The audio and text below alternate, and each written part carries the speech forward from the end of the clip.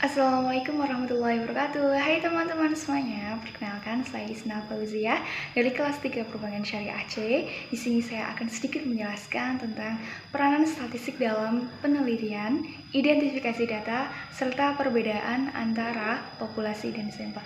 Yuk, simak videonya. Peranan statistik dalam penelitian. Secara umum, statistika dibutuhkan dalam 4 tahap penelitian, yakni yang pertama, penentuan sampel. Statistik diperlukan untuk menghitung berapa jumlah sampel yang diperlukan agar merepresentasikan populasi. Yang kedua, mengumpulkan data. Dalam pengumpulan data, diperlukan suatu instrumen yang valid dan reliable. Statistik berperan dalam menguji apakah instrumen yang digunakan sudah valid dan reliable. Yang ketiga, menyajikan data. Dalam menyajikan data yang begitu banyak, diperlukan suatu teknik agar data tersebut lebih interaktif dan mudah dipahami oleh orang awam. Misalnya, dengan bikin tabel atau diagram. Yang keempat, analisis data. Tentu saja, kegunaan utama statistik adalah untuk analisis data dalam menguji hipotesis. Dalam hal ini, ada beberapa teknik yang digunakan, seperti regresi, ANOVA, SEM, dan lain-lain. Identifikasi data.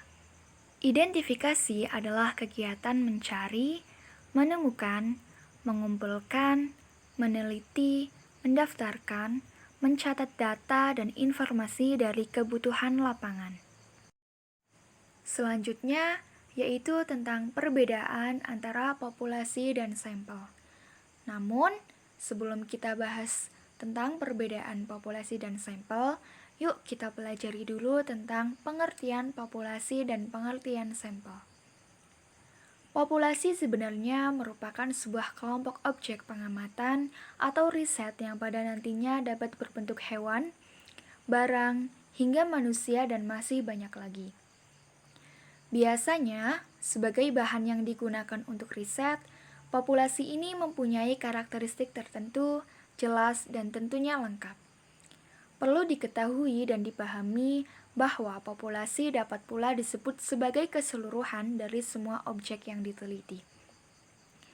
Sedangkan untuk sampel, yaitu merupakan bagian kecil dari populasi. Sampel akan diambil sebagai objek dari pengamatan lantaran dianggap dapat mewakili sebuah populasi yang ada. Hasil riset yang pada nantinya berhasil didapatkan dari sebuah sampel ini, maka akan memunculkan kesimpulannya. Kemudian, kesimpulan ini akan dipakai untuk memastikan kesimpulan dari populasi. Nah, perbedaan populasi dan sampel dapat ditinjau dari dua, yaitu yang pertama ditinjau dari karakteristik. Populasi dan sampel sebenarnya merupakan bagian yang tidak dapat dipisahkan ketika melakukan penelitian.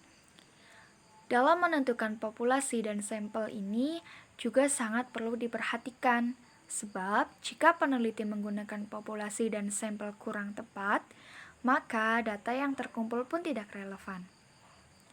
Ukuran karakteristik dari keseluruhan anggota populasi biasa disebut dengan parameter.